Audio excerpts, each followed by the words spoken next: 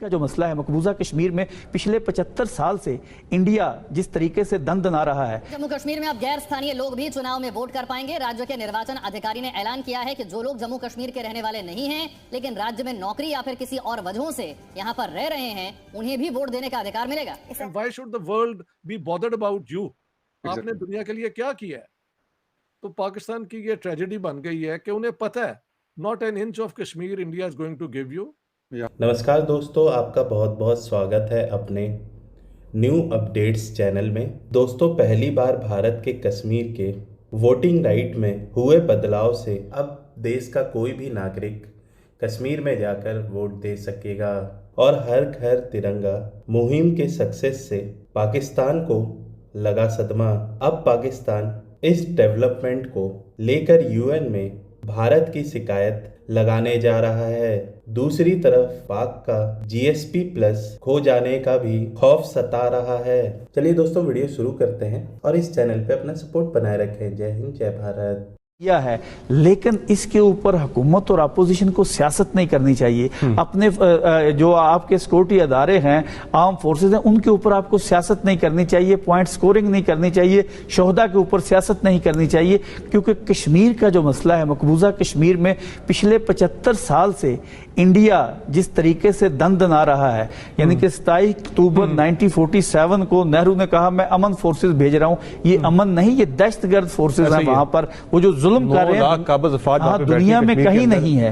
लेकिन इसका अगर हम अपनी चीजों से निकलेंगे तो समर साहब इसके ऊपर बात कर सकते हैं। इंटरनेशनल प्लेटफॉर्म हमारे लिए खुला हुआ है, मजलूमों की बात भी सुनने के लिए तैयार है। लेकिन हमारा केस है, हम जब इसको आगे लेके नहीं जाएंगे। अभी जैसे यासीन मलिक है, यासीन मलिक को जब वो वहां की कोर्ट सजा सुना रही थी तो उसने कहा मुझे तुम लोग के ऊपर किसी किस्म का कोई भरोसा नहीं है, जितनी सजा मर्जी है सुना दो। उसके ऊपर हमारे पास एक अपॉर्चुनिटी है, लेकिन ये मौजूदा हालात में गवर्नमेंटें निकले, क्योंकि इंटरनेशनल कोर्ट में ये केस जा सकता है। अगर इंडिया एक दहशतगर्द कुलभूषण यादव को लेके जा सकता है तो ये तो हर्रियत लीडर है, ये फ्रीडम फाइटर है, ये दहशतगर्द नहीं है। बिल्कुल। और इसको हम इंटरनेशनल कोर्ट में ले जा सकते हैं, और इंटरनेशनल कोर्ट में ले जाने के लिए किसी एक मुल्क का साथ होना जरूरी है। और मुल्क पाकिस्तान मकबूजा कश्मीर में बहन भाइयों के लिए हमा वक्त तैयार है। अभी शहबाज साहब अगले महीने यूएन जा रहे हैं, जनरल असेंबली में उनका खिताब भी है। आपकी मुलाकात हुई उनसे? क्या मशवरा देंगे गवर्नमेंट को? क्या इस पे वहां पे किस तरह से अपना केस प्रेजेंट करना चाहिए? केस जो है वहां पर अभी जैसे साबका प्राइम मिनिस्टर इमरान खान ने जिस तरीके से, देखें मेरा पाकिस्तान की सियासी जमात से कोई तल्लक नहीं है, लेकिन जिस धड़ल्ले से उसने वहां केस प्रेजेंट किया था, इसी धड़ल्ले से मौजूदा प्राइम मिनिस्टर को भी वहां पर इंडिया का भयानक चेहरा जो है वो दुनिया को दिखाना है और ये बताना है कि मकबूजा कश्मीर में हम अपने बहन भाइयों के लिए किसी हद तक भी जा सकते हैं। सफारती प्रेशर भी करना चाहिए। अगर इंडिया जो है हर वक्त जो है वो वहां पर 370-35A खत्म करके उनकी आजादी को खत्म करता है। जीएसपी प्लस इंटैक्ट है, हो रहा एक्सटेंड। शुक्र अल्हम्दुलिल्लाह। मैं आपके प्रोग्राम में ये कहूँ, अक्सर हमारे इस पे भी सियासतदान सियासत कर जाते हैं। जीएसपी प्लस 2023 के एंड में इंशाल्लाह बफज़ल खुदा आपका आज का आपके दिन याद रखना है, और इसको अगर मौका मिला तो उस दिन आपने चलाना भी है जब ये 10 साल का रिव्यू होगा। अगर हिस्ट्री ने ये डिसाइड कर दिया है, और उसमें पाकिस्तान की बहुत बड़ी गलती है। एक तो जंग, दूसरी जिन्ना साहब को 3 दफा ऑफर हुई है कि आप कश्मीर रख सकते हैं अगर आप हैदराबाद पे पंगा ना लें, and he just over ruled it. तो जब आपको एक ऑफर भी आपने नहीं मानी, आप जंग में भी कामयाब नहीं हुए, तो अब तीसरा कौन सा तरीका दुनिया का है? And why should the world be bothered about you? आपने दुनिया के लिए क्या किया है? सर मतलब थोड़ा सा एक आपका टेक चाहूंगा इस चीज के ऊपर कि कितनी बड़ी कामयाबी है, फिर हर घर तिरंगा लहराएगा। ये 15 अगस्त की उनकी एक मुहिम थी, आजादी थी हिंदुस्तान की। तो इन सारी चीजों को, इन सारी डेवलपमेंट्स को आप किस तरह तरीके से देख रहे हैं? देखिए, मैंने तो ये क्या कहा था कि जो था ना आर्टिकल 370 और 35A, वो प्रोविजनल थे, और इंडिया के अंदर पूरा कश्मीर जो है वो मर्ज कर जाएगा, ये हर जगह लिखा गया था। तो उसके बाद कश्मीर के अंदर जो भी मूवमेंट चली, इंडियन गवर्नमेंट के साथ झगड़े हुए, शेख अब्दुल्ला जिनकी वजह से ये वैली जो है इंडिया के साथ आई, वो ये सारी हिस्ट्री के बावजूद जो इंडियन पॉलिसी समझ आई हमें, वो यही थी कि जो कश्मीर हमारे पास है हमने उसको नहीं देना, और जो पाकिस्तान के पास है वो उनके पास रहे। बल्कि पंडित नेहरू की एक स्पीच भी है महल 1949 की कि ये जो हो चुका है ये अब लास्टिंग है। लेकिन उसमें फिर मजीद यूएन के रेजोल्यूशन वो भी अगर आप डिस्कस करना चाहें तो आई डोंट सी द पॉइंट, बहुत दफा हो चुका है। बात यहाँ पे खत्म होती है कि सेक्शन 370 को उन्होंने अगर खत्म किया है तो सो व्हाट, ये कश्मीर तो उनके पास पहले से ही था, उसको किस तरह एडमिनिस्टर करना है उसमें ही एक चेंज है ना जी।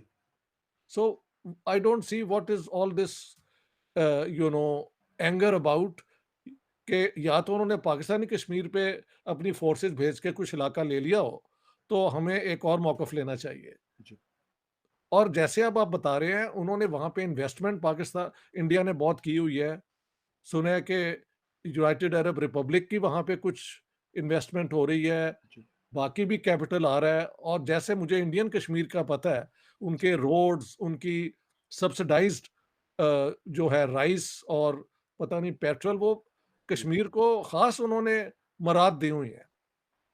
अब आप बता रहे हैं कि 15 अगस्त को उन्होंने अपना वो जो है तिरंगा हर घर घर, जी, जी। वो मुहिम इंडियन भी फ्लैग लहराना था हर हर घर नगर में पे। हिलाया गया है। अब ये कितने लोग वाकई तब्दीली आ चुकी है कश्मीर में, भी डोंट नो, लेकिन श्रीनगर में ये इवेंट तो हुआ है ना, जी। और पीसफुली हुआ है। जी। देखिए मैं बार बार समझा रहा हूँ कश्मीरियों को कि आपके हकूक जरूर मारे गए हैं दोनों तरफ से, इसमें कोई शक नहीं है, राइट।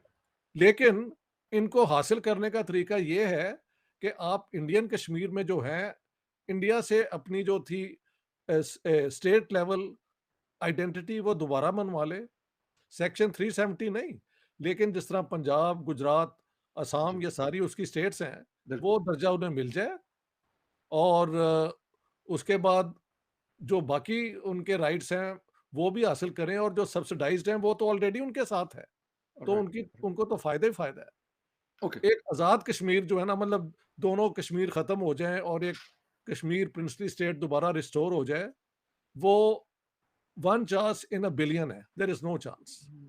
ओके। जो राइट। हो चुका है, जिस तरह भी हुआ, दोनों तरफ से जो भी हरकतें हुई, उस पे बहस कर करके तो लोग अब थक जी, भी गए। बिल्कुल। बिल्कुल सही तो कहा। हम बिल्कुल। देखते हैं पाकिस्तान के कश्मीर के अंदर मैंने नोट किया है भी डेमोन्स्ट्रेशंस हो रही हैं, और जो मुझे बताया जाता है कि as compared to the Indian Kashmir, Pakistani Kashmir बिल्कुल उस तरह डेवलप नहीं है, ना रोड्स हैं और बिजली भी उन्हें सही नहीं मिलती। पिछले दिनों कोई मुजाहरा भी हुआ है। जी, बिल्कुल। तो why are we wasting time on this?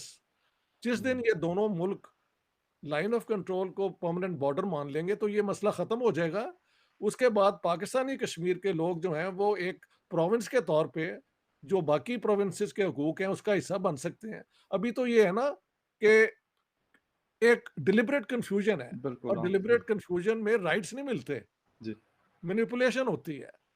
Gilgit Baltistan में जो खबरें आई हैं वहां पे शिया सुन्नी फसाद भी हो रहे हैं हमारी तरफ, हाँ, हाँ। जो एक बहुत अनफॉर्चुनेट बात है।